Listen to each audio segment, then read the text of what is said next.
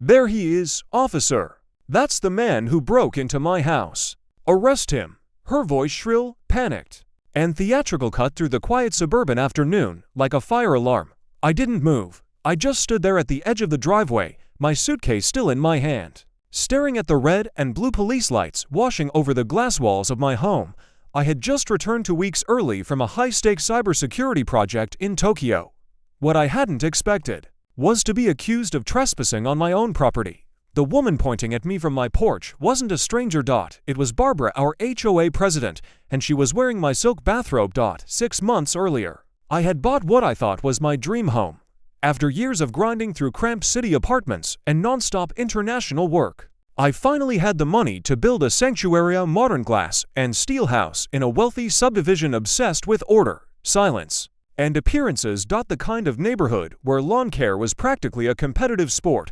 The only thing I hadn't fully prepared for was the HOA and its president, Barbara Klene. My first encounter with Barbara happened less than a week after I moved in. She showed up unannounced, clutching a clipboard like it was sacred scripture. Late 50s, aggressively blonde ponytail, expensive resort clothes that didn't quite fit, and a permanently polished 10-year-old Mercedes sitting in her driveway like a prop. She smiled, but her eyes didn't. My mailbox, she informed me, was non-compliant. The fine? $50 per day. I tried to reason with her, explained that the mailbox was part of the architectural design. She didn't care. "The rules are the rules," she chirped. I caved and replaced it. That was my mistake. After that, the violations came non-stop. Trash cans visible for 45 minutes too long. A tree not on the approved floral list. A package left on my porch for 3 hours labeled an eyesore. Each notice was smug. Each fine was petty. Suburban warfare by paper cut. Then came the Tokyo contract, a full month overseas. As required. I notified the HOA in writing, leaving May 1st, returning June 1st. Before I left, I activated my home security system. Not an off-the-shelf setup, a system I built. Every door, every window, 16 cameras, internal microphones, smart logs for temperature, power, appliances. Everything. My house wasn't just protected. It was recorded. The first week in Tokyo was chaos. The second week, something felt wrong. The thermostat changed. Then the fridge logged new items: cheap wine, yogurt I don't buy, 2% milk.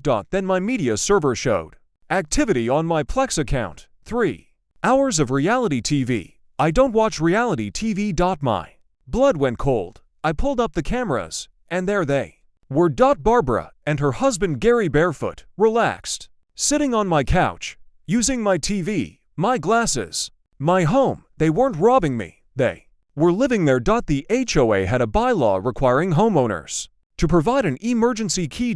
Barbara controlled those keys. She had seen my travel dates. She knew exactly how long I'd be gone. She thought she was safe. I wanted to call the police immediately, but I didn't, because I knew better. It would be my word against hers. So instead, I documented everything. For a week, I became a ghost in my own house. I downloaded every second of footage, logged power usage, tracked appliance data, recorded audio legal, under one-party consent. I watched them sleep.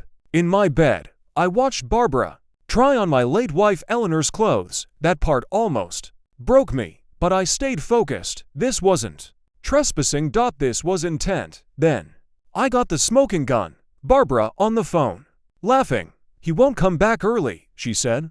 "I have his itinerary. We'll be gone before he ever knows." I saved the file, backed it up 3 times. Then I called my lawyer. David Chen didn't hesitate. "This is felony burglary," he said. "And she's about to destroy herself." The plan was simple. I'd come home early. Let her panic. Let her call the police. So 2 weeks early, I landed, took a cab, walked the final blocks, and there she was lounging on my porch in Eleanor's silk robe, sipping wine like she owned the place. When she saw me, fear flashed across her face. Then arrogance took over. She called the cops. Minutes later, 2 cruisers arrived. Barbara pointed at me, screaming, "He broke into my house." I stayed calm, gave my address matched. Then I unlocked the front door with my fingerprint. Silence. That's when my lawyer arrived, tablet in hand. He played the audio. Barbara's voice filled the driveway. "We just have to be out by the 31st, her husband Gary cracked. Instantly, confessed everything. The cuffs went on. The HOA queen was arrested on her own porch. Neighbors watched. Justice was loud. Barbara pled guilty. Probation, fines, restitution. She and Gary lost their house. The HOA collapsed. The emergency key rule was abolished. And my black steel mailbox, it went right back where it belonged, because bullies thrive on authority without accountability. But data doesn't lie. And patience paired with proof is the most powerful security system there is.